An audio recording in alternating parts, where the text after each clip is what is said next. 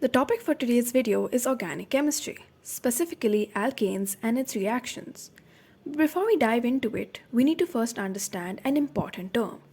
So let's start off with what is a hydrocarbon? Hydrocarbons are a family of compounds that only consist of carbon and hydrogen atoms. This means that if any other atoms were present, like nitrogen or oxygen atoms, it wouldn't be classified as a hydrocarbon. Alkanes are nothing but saturated hydrocarbons. Now, what does saturated mean? It means that the compound containing carbon atoms has only single covalent bonds. Alkanes is not a single compound, but rather a class of compounds that are similar to each other. All alkanes follow a general formula. The general formula will tell you the number of hydrogens in the compound based on the number of carbons. The general formula for alkanes is CnH2n plus 2. This takes us to the structure of alkanes. For example, if n is equals to 1, C1H4 is formed, or CH4 is formed, and if n is equals to 2, then C2H6 is formed. This is the molecular formula. If we look at the structural formula of CH4, we will see that one carbon will be bonded to 4 hydrogen atoms through single bond. And in C2H6, we will see 2 carbons bonded by single bonds and 3 hydrogen atoms bonded to each of the carbon atoms again through single bonds. This pattern continues with all alkanes. When the number of carbons is 3 or more, if the carbon is in either of the ends, it will bond with 1 carbon and 3 hydrogens, else it will bond with 2 carbons and 2 hydrogens. This is the unique property of alkanes. The carbon atoms bond with each other only through single bonds. Now you might be wondering, how are different alkanes named? Well, alkanes are named based on the number of carbons in the compound. Take a look at this table, which lists alkanes from methane to decane. What's consistent among all these alkanes is at their names end in the ane, so the only thing that changes is the beginning part.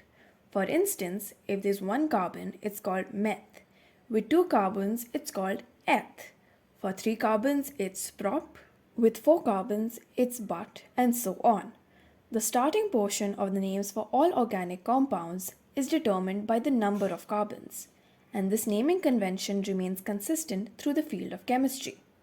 All alkanes belong to a specific homologous series, so they have the same chemical properties. Now, do they have the same physical properties? The answer is no. As the number of carbon atoms increases, or as we go down the table, physical properties like melting and boiling point increase. Why? Well, as the number of carbon atoms increases, the number of bonds also increases, and as a result, more energy is required to break these bonds, thus explaining an increase in temperature for state change. Now that we have a basic understanding of what alkanes are, let us now dive into its reactions. Reiterating from the previous point, alkanes are saturated hydrocarbons. This means they don't have the potential for the synthesization or combining or reacting of atoms together. Therefore, alkanes only undergo substitution reactions, meaning that an atom that is part of the compound is substituted by another atom that isn't part of the compound. Another important thing to note here is that they can undergo substitution reaction only under the presence of a UV light. Let us take an example. Ethane, C2H6, is reacting with chlorine, a halogen with the formula Cl2. C2H6 plus Cl2 gives us C2H5Cl plus HCl. As we can see here, a hydrogen atom that was part of ethane has now been substituted with a chlorine atom, thus forming the compound C2H4Cl. Hydrogen and chlorine have the same number of valence electrons and therefore can substitute each other.